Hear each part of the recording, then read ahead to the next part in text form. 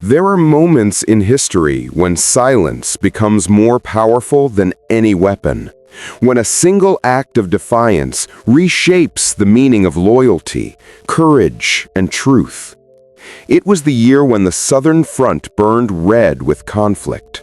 The 9th Iron Division, once feared for its discipline, had grown rotten under the command of Captain Rorik Hale, a man whose medals outweighed his honor. To his soldiers, his word was law. To himself, it was divine. The troops stood in rigid lines, their boots caked with dust, their rifles gleaming under the cold sun. Captain Hale strode before them, flanked by officers, eyes sharp as bayonets. Among the fresh recruits marched a quiet young man named Elias Ward. He spoke little, worked harder than most, and carried the look of one who listened to conscience before command. Few noticed him until the morning inspection. He stopped before Elias and, with the sneer of absolute power, ordered something that froze the air around them. "Confiscate the villagers' supplies," he said. "They've withheld their tribute." Elias hesitated. Those supplies, food and medicine, had been promised to the wounded. It was a cruel, needless act meant only to feed Hale's pride. "Do it," Hale barked, voice slicing through the ranks. But Elias did not move. His silence was not rebellion, it was refusal born of principle. And in that still moment, as dust swirled around his boots, the seeds of humiliation began to bloom for the captain. Hale's face turned crimson. He stepped closer, eyes blazing.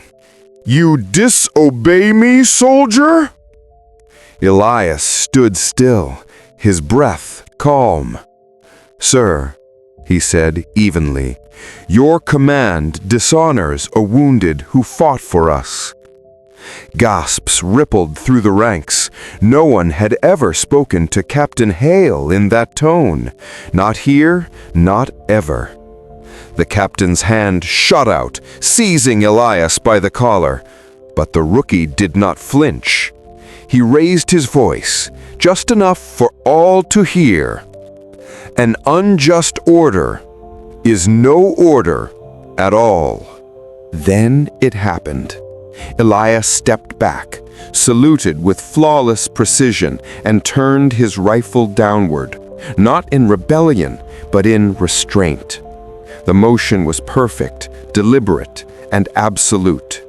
The sound of his rifle's butt striking the earth echoed like thunder. And then, silence.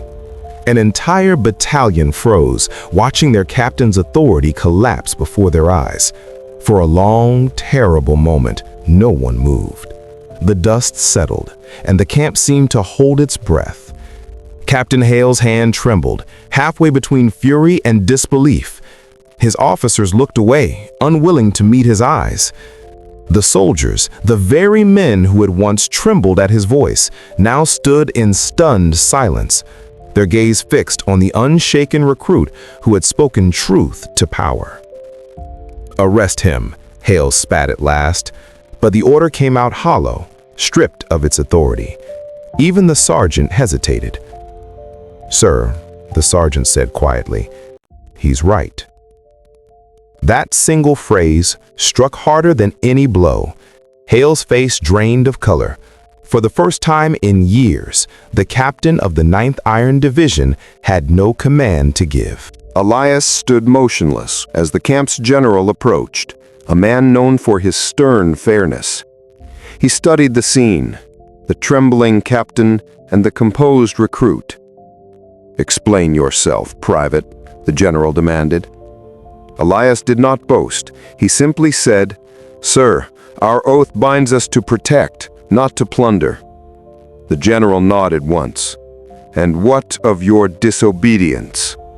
"I obeyed the code before the man," Elias answered. The general's eyes lingered on him, then turned coldly toward Hale. "Captain Hale, you are relieved of duty pending review for misconduct." A murmur swept through the ranks, disbelief, awe, and something new, respect. The general looked back at Elias.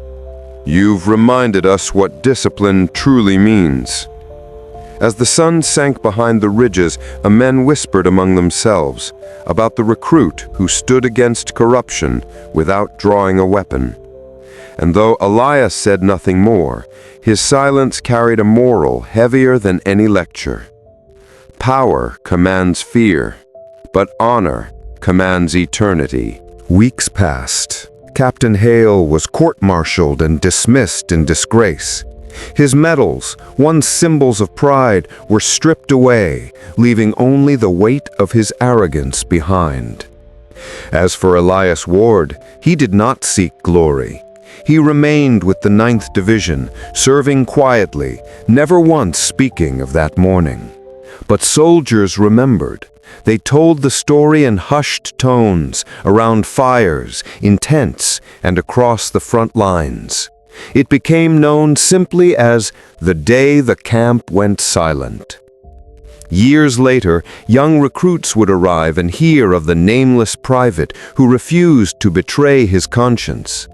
Some said he was promoted. Others claimed he vanished after the war, living as a farmer in the hills. But all agreed on one thing. When orders grew cruel or pride threatened reason, someone would whisper his words, a reminder carved into memory. An unjust order, Elias had said, is no order at all. And in those moments, soldiers found courage, not in their weapons, but in their will to stand for what was right. For history remembers many who conquered with might, but it reveres only those who conquered themselves. Don't forget to like, comment, and subscribe for more powerful stories from states of history.